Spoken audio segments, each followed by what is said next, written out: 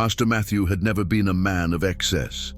He lived in a small rented house near the church, drove an old sedan, and kept his routines simple. For years, he was known as dependable, quiet, and steady. The kind of pastor who didn't seek attention. People trusted him because nothing about him felt performative. He believed that consistency mattered more than words. That winter, the city began to change. More people started showing up at the church doors, asking for food, coats, or just a place to sit and warm their hands. Matthew noticed the shelves in the food pantry emptying faster than usual. Donations slowed, needs grew, and every week the line outside got longer. No announcements fixed it, no meetings solved it. The problem stayed. Matthew didn't preach about sacrifice. He didn't ask the congregation for more money. Instead, he stayed late after services, counting cans, doing quiet math in his head.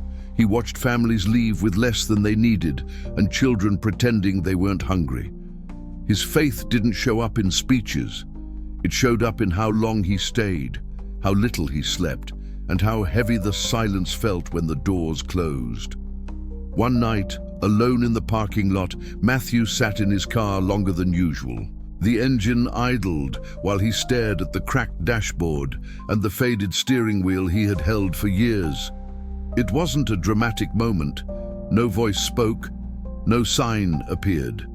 There was only a simple realization forming. Something he owned could become something others needed more.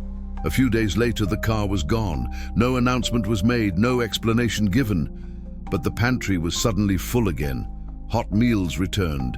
People noticed the change before they noticed the absence. Matthew walked to church now, sometimes arriving out of breath, sometimes late, always quiet, and still he said nothing.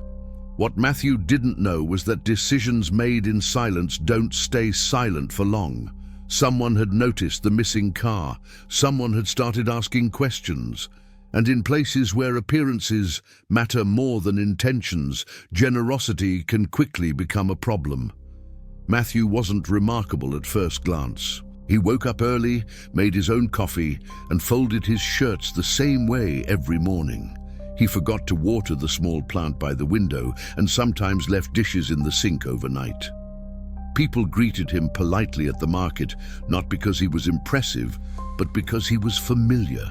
He belonged there the way quiet things do. He carried groceries for elderly neighbors without mentioning it. He fixed a broken step behind the church using borrowed tools and returned them cleaner than he received them. When someone stayed late to talk, he listened without checking the time. These weren't gestures meant to be seen. They were habits, repeated so often they stopped feeling like choices. The town itself was small and closely knit. Most families had attended the same church for generations. Everyone knew who missed Sunday service and who sat in the same pew each week.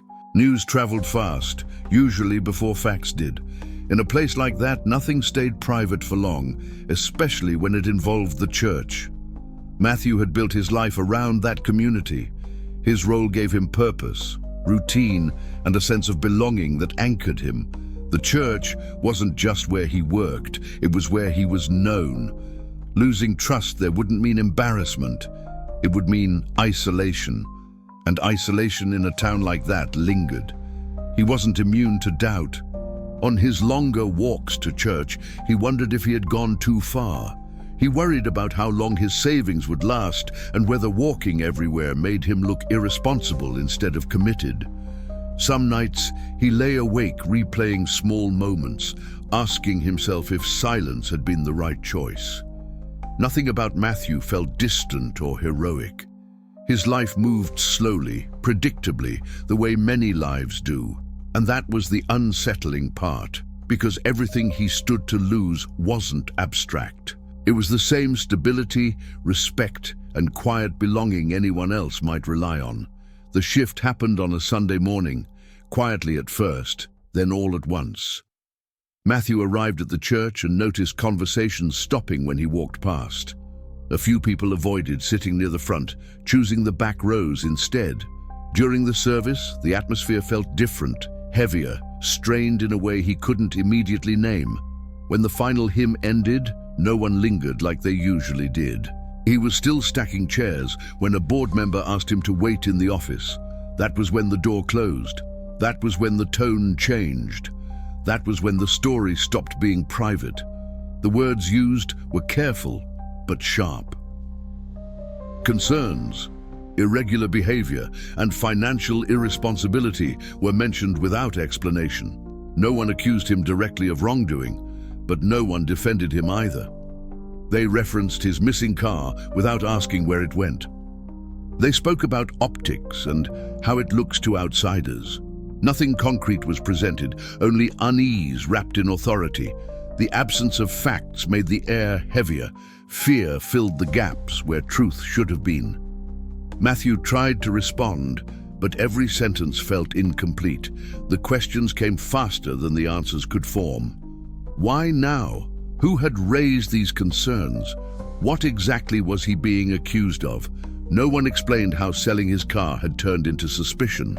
No one mentioned the food pantry or the people who had been fed. The details that mattered were strangely absent, and the silence around those details felt intentional. It was hard not to feel anger, but doubt crept in alongside it. Maybe he should have said something earlier. Maybe staying silent looked like hiding. Maybe the town was right to question him. The situation wasn't clean enough to dismiss, but not clear enough to accept. That uncertainty lingered, unsettling and persistent. The audience could feel it. The discomfort of not knowing who to trust. Certainty never arrived, and that absence kept tightening its grip. But no one knew how quickly the narrative was spreading beyond that office.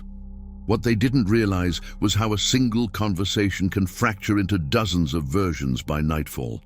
That was only the beginning of the assumptions. Every glance, every whisper, every unexplained pause began to carry weight. The truth wasn't being challenged yet. It was being replaced, and once that process started, it didn't need proof to continue. Matthew was asked to step away temporarily until things were clarified.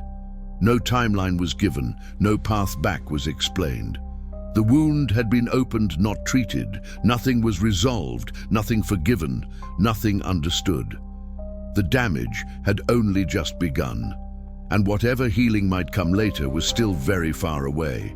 The days after the meeting didn't slow the situation down, they accelerated it. What had started as concerns quietly became distance, and distance quickly turned into consequences. Matthew was told not to access the church office anymore. His keys were taken temporarily. A scheduled counseling program was cancelled without explanation. Each small removal carried a message. Something was wrong, and he was now part of the problem. The pressure wasn't loud, but it was constant, tightening with every passing day. And what no one realized yet was that this was only the first layer being stripped away. Social rejection followed in subtle, painful ways. Familiar faces stopped greeting him at the grocery store. Conversations ended when he entered a room. Invitations quietly disappeared. Even those who once relied on him now avoided eye contact, as if proximity itself carried risk. Silence replaced kindness, and silence lingered longer than words ever had. Doors didn't slam shut, they simply stopped opening. And that quiet exclusion carried a weight far heavier than open hostility ever could. For a brief moment it seemed like things might stabilize. A board member hinted that the issue could be resolved quickly if Matthew clarified his intentions.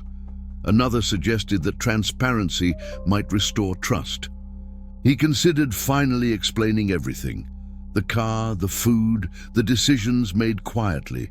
It felt like a path forward. But before that conversation could happen, the tone shifted again. Meetings were postponed. Messages went unanswered. The possibility of resolution slipped away without explanation, and that fragile hope, once lifted, fell harder than before. Nothing was clarified. Nothing was corrected. Instead, new questions appeared where answers should have been. Had someone filed a formal complaint? Was money missing? Were authorities involved? No one said yes, but no one said no. The uncertainty grew heavier than any accusation. What they didn't explain mattered more than what they said. And that unanswered space became the most dangerous part of the story. Each day brought a new implication, a new silence, a new reason to keep watching. Someone mentioned liability. Someone else used the word example. Matthew began to realize this was no longer about one decision. It was about control, perception, and fear. But no one admitted that out loud. That truth was being delayed piece by piece, and that delay was deliberate. The emotional weight began to show, though Matthew rarely spoke of it. His steps slowed, his routines frayed at the edges. He still showed up, still walked past the building that no longer welcomed him, still carried himself with restraint. The exhaustion wasn't dramatic. It was quiet, persistent and draining, the kind that settles in slowly. And beneath all of it, one thing became clear. Whatever this was turning into, it was far from over. The truth didn't arrive with announcements or apologies. It surfaced slowly, the way reality often does, through small connections that could no longer be ignored. A volunteer mentioned how the pantry had suddenly been full again months earlier. Someone else remembered the timing, the food returning right after Matthew stopped driving. Then the receipt, forgotten in his pocket for so long, finally found its place. Dates aligned, numbers matched. What once seemed like coincidence began to look like intention. The pieces didn't shout, they settled. There was nothing dramatic about how it spread. No investigation reopened, no headline corrected. Just quiet conversations among people who had started to notice inconsistencies in the story they accepted too quickly. The funds hadn't disappeared. No rule had been broken. The irresponsibility had fed families. What had been labeled reckless now appeared deliberate, measured, and personal. It was human, a decision made without strategy, without witnesses, and without asking permission. Those who had raised concerns didn't issue statements. They didn't explain themselves. They simply stopped speaking about it. Meetings moved on. Eyes lowered when Matthew's name came up. The absence of accusation replaced the presence of it. No one needed to be punished. The discomfort was enough. The silence carried its own weight, heavier than any confrontation could have been. Matthew didn't respond the way some expected. There was no anger in him, no relief that demanded expression. He didn't retell the story or correct the record. When people approached him, he listened more than he spoke. When they apologized, he accepted it without comment. His posture remained unchanged, calm, restrained, steady. He didn't need vindication to stand where he was. For the audience, the shift felt like a slow exhale. Not joy, not triumph, but release. The tension rearranged itself into something quieter. It became possible to look back and understand what had happened without the noise of accusation. The emotional weight didn't vanish. It softened, and in that softening, reflection took its place. The revelation didn't linger. It didn't need to. The truth had done its work simply by existing. Nothing more was required. No speech would have improved it. No explanation would have strengthened it. The story trusted the viewer to connect what mattered. And in doing so, the impact remained intact. Life didn't return to what it had been before, but it settled into something quieter. Matthew found work nearby, modest and steady, the kind that filled his days without defining his identity. He walked the same streets, passed the same buildings, and nodded to familiar faces again, not with the certainty he once had, but with a calm shaped by loss. Normality returned, altered, carrying the weight of what had happened without needing to explain it. Some people slowly resumed conversations, others never did. The church continued without him, just as it always had, while he continued without it. There were no dramatic reunions, no symbolic gestures, just time moving forward, reshaping routines. What had been taken wasn't restored, but something else had formed in its place. Something quieter, harder to name, but no less real. Matthew never spoke publicly about what happened. He didn't retell the story or clarify details unless asked directly. When the pantry line grew again months later, he volunteered anonymously. When someone needed help carrying groceries, he did it without drawing attention. The same habits remained, stripped of titles and expectations. What changed was not what he did, but how little he needed to be seen doing it. There were moments when he passed the church and felt the familiar pull of memory. Not bitterness, not longing, just recognition. The past didn't ache the way it once had. It rested. Some chapters don't close loudly. They simply stop asking to be reopened. Sometimes sacrifice is misunderstood long before it is remembered. The story doesn't end with applause or resolution.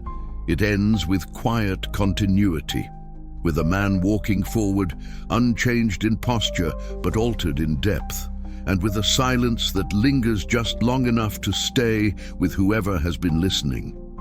This story never rushed its beginning, and it never stretched its ending. What sustained it was the middle, the waiting, the doubt, the moments where nothing seemed to happen, but everything was changing. That space is where attention lives, where meaning forms slowly. What mattered was not speed, but weight. Throughout the journey, answers were delayed on purpose. Each moment carried a quiet promise that something unseen was still unfolding. Questions stayed alive longer than comfort would allow. And that tension, unresolved, restrained, is what kept the story moving forward without needing spectacle. Nothing here was repeated without purpose. Every loss altered the next moment. Every silence shifted the emotional ground. Each section added a consequence, a layer, a reason to keep listening. When nothing new was added, the story moved on. It refused to linger where growth had stopped. Explanations were never forced. The meaning was suggested, not delivered. What mattered was left between the lines, trusting the listener to recognize it. Silence did as much work as words, sometimes more. The story respected attention instead of demanding it. At every turn, there was only one question guiding the path: why stay? And the answer was never spoken outright. It lived in the discomfort, in the restraint, in the sense that something honest was being witnessed, not performed. And when it ends, it doesn't ask for anything. No lesson is assigned. No verdict is given. The story steps back and leaves what it has built in the listener's hands. If it stays with you quietly, long after it's over, then it has already done what it was meant to do.